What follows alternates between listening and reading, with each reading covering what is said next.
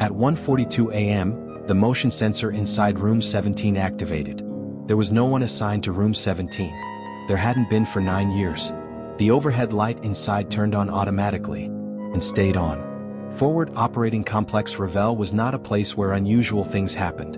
It was quiet, predictable, procedural. Located far from active combat zones, the base handled supply routing, fuel storage, and occasional communications relay traffic. Nothing sensitive.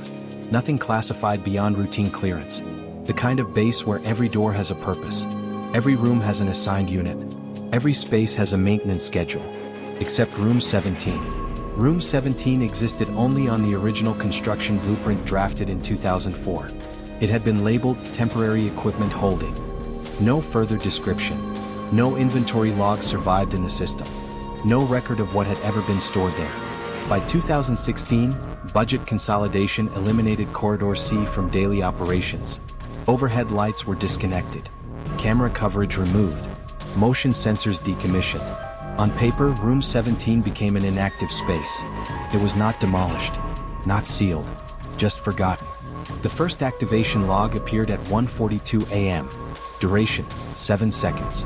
Security Officer Daniel Miller was completing his second perimeter rotation when he noticed a faint glow at the far end of Corridor C. At first, he assumed it was residual light bleed from the adjacent hallway. But Corridor C lights had been offline for years. The glow was coming from beneath a door. Room 17. Miller paused. He checked his tablet. Motion detection registered at exactly 1 hour 42 minutes and 13 seconds. He frowned. The sensor had been listed as deactivated since 2016. He logged it as possible wiring fault and continued his patrol. No urgency assigned. No escalation. At 1:49 a.m., the sensor activated again. Duration, 5 seconds. Miller stopped in the hallway this time. He approached the door. He knocked twice. The sound echoed down the empty corridor. No response. He pressed his ear lightly against the surface. Silence. He tried the handle. It turned freely. Unlocked. He did not open it. Protocol required maintenance presence for unused rooms. He logged visual confirmation of interior light and returned to base operations. At 3:03 a.m., the sensor activated for the third time. Duration, 11 seconds. The base operations desk contacted Miller directly. Verify visual again. He returned to Corridor C. The light was on. Still no sound. Still no movement. He opened the door this time. The room was empty. Concrete floor. Bare walls. A single fluorescent tube overhead. Dust lay evenly across the entire floor surface. Undisturbed. No footprints. No debris. No equipment. He turned the light off manually and closed the door.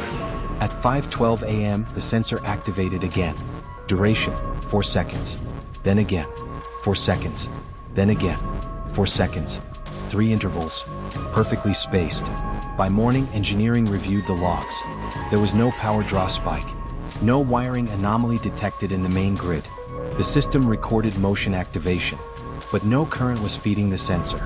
According to infrastructure records, the hardware had been physically disconnected 7 years earlier.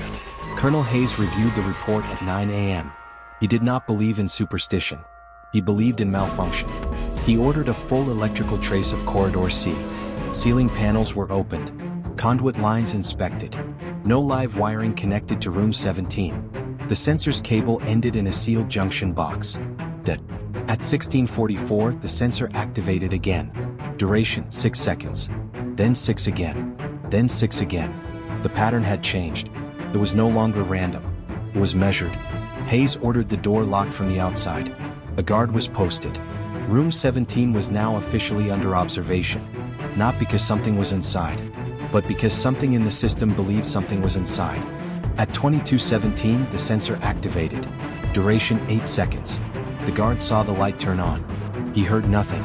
No footsteps. No shifting air. Nothing. He radioed operations. Hayes instructed. Do not enter. Midnight passed. Activation again. 8 seconds. Then silence. Inside the operations office, engineers compared the activation intervals. 4 seconds. 6 seconds. 8 seconds. Not random. Incremental. Deliberate spacing. Variance less than 0.03 seconds. Machines drift. Faulty sensors jitter. This did neither. At 2 a.m., Hayes escalated the anomaly to regional oversight. The response came quickly. Brief. Unexplained. Do not escalate further. The phrase was underlined. At 3:11 a.m., activation lasted 11 seconds. Twice in succession. The guard reported nothing unusual, but he admitted something during informal debrief. The hallway feels tighter. No measurable atmospheric shift was recorded, but 3 different personnel later used the same word: pressure. Hayes made a decision. At 4:02 a.m., he ordered the door opened again. 4 personnel entered simultaneously. Weapons lowered. Cameras recording. The room was still empty, but the dust on the floor was no longer uniform. It was uneven in texture. Not footprints. Not drag marks. Subtle circular disturbances. As if air had moved in controlled patterns. Ventilation had been sealed in 2016. No airflow possible. Hayes stood in the doorway longer than protocol required. Then he stepped back.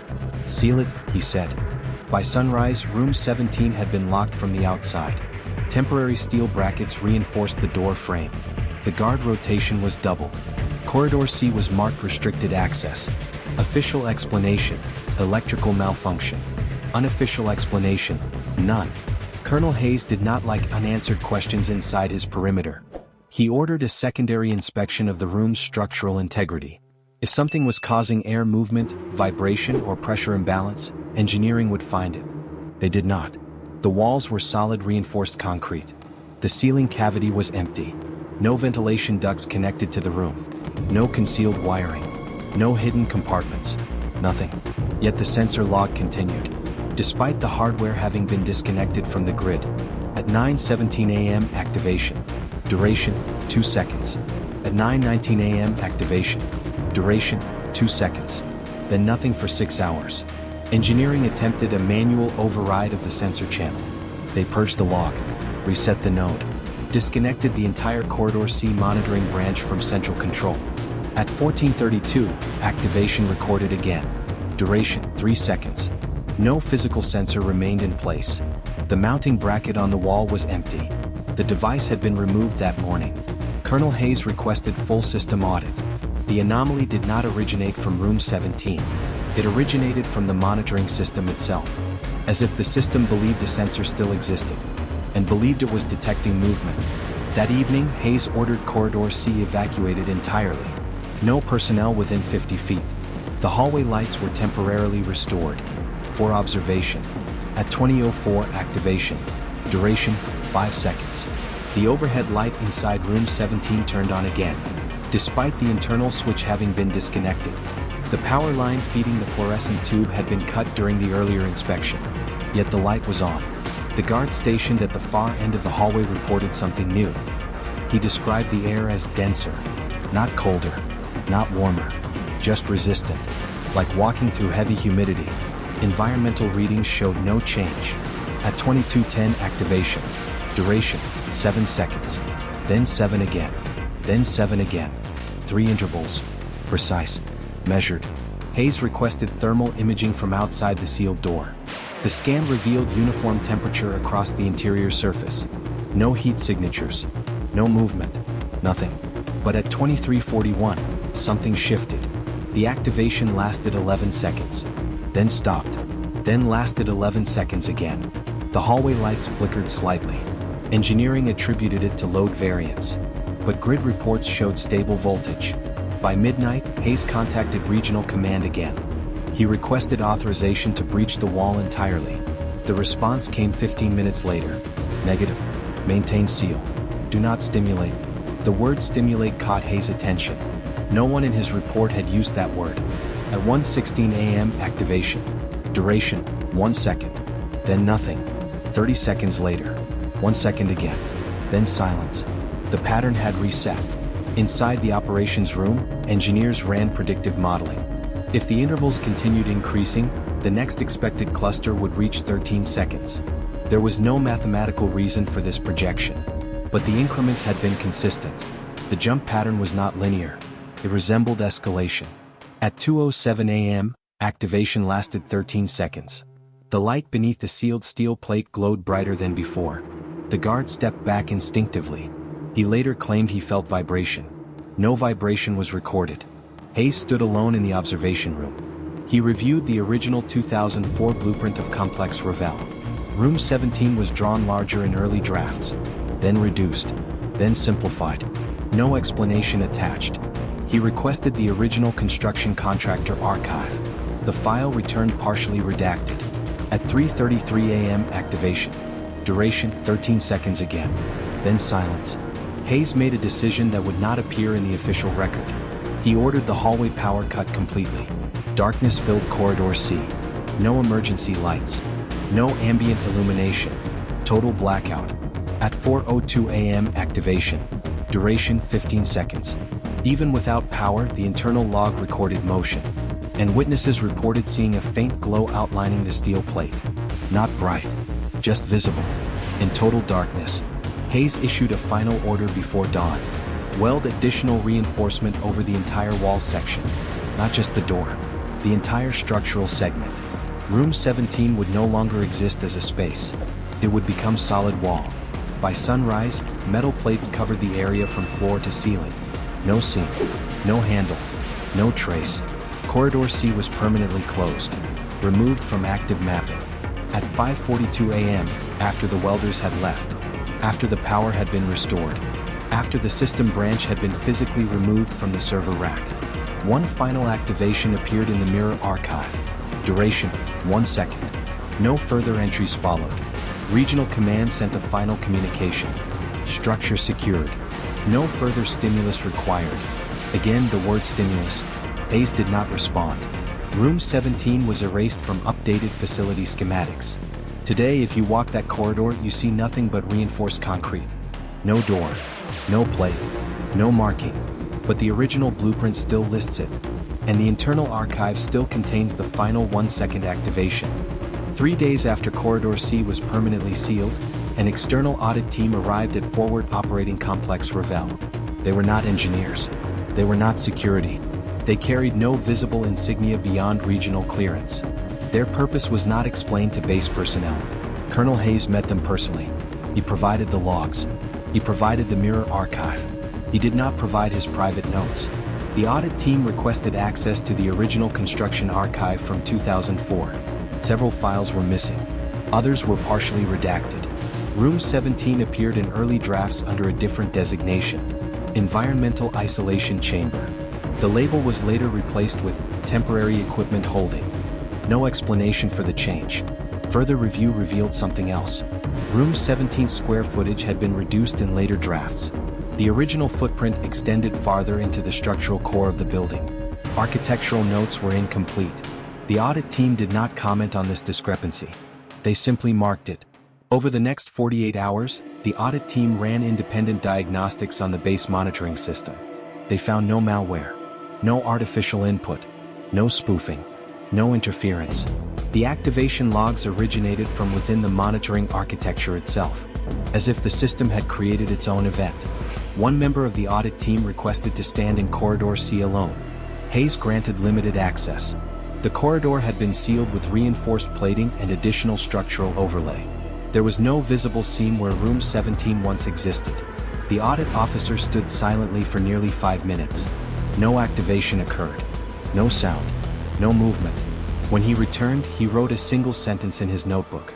Response behavior suggests removal of trigger. Hayes never saw the rest of that notebook. 2 weeks later, Colonel Hayes received orders. Forward Operating Complex Ravel would undergo phased restructuring. Corridor C would be repurposed for storage expansion. The structural overlay covering former Room 17 would remain untouched. No demolition permitted in that section. No drilling. No internal scans. The directive was unusually specific. Within 1 month, Hayes was reassigned. Official reason: rotational advancement. Unofficial reason: none provided. Before leaving, he walked Corridor C one final time. He stopped at the section of wall where Room 17 once stood. He placed his hand flat against the reinforced plating. He felt nothing. No vibration. No temperature change. Just solid metal. He stood there longer than necessary. Then he left. 6 months passed. No further activations were recorded. The monitoring system branch associated with Corridor C had been permanently removed. Yet during a routine data migration, an anomaly appeared in a legacy backup server. A corrupted timestamp. 5:42 a.m. Duration, 1 second. No sensor existed at that time. No physical hardware remained. The entry was labeled as data artifact and deleted during consolidation. Years later, the base underwent partial decommissioning. Sections were dismantled. Storage units cleared. Walls removed. Corridor C remained intact. When demolition crews reviewed structural maps, they discovered a discrepancy. The reinforced section covering former Room 17 was thicker than adjacent load-bearing walls. No explanation was attached to engineering files. No demolition order authorized for that section. It remains standing. The final archive statement related to Room 17 reads, "Structure sealed. Monitoring discontinued. No further stimulus required." The word stimulus appears nowhere else in base documentation. No one has defined what constituted stimulus, or what might occur without it. Room 17 is no longer listed on active maps. New personnel assigned to Complex Ravel are unaware it ever existed. But the original 2004 blueprint still includes the outline. A faint rectangular space labeled simply, "No description, no assigned unit." There was no explosion, no breach, no missing personnel, no official incident. Only a room that activated when nothing was inside it.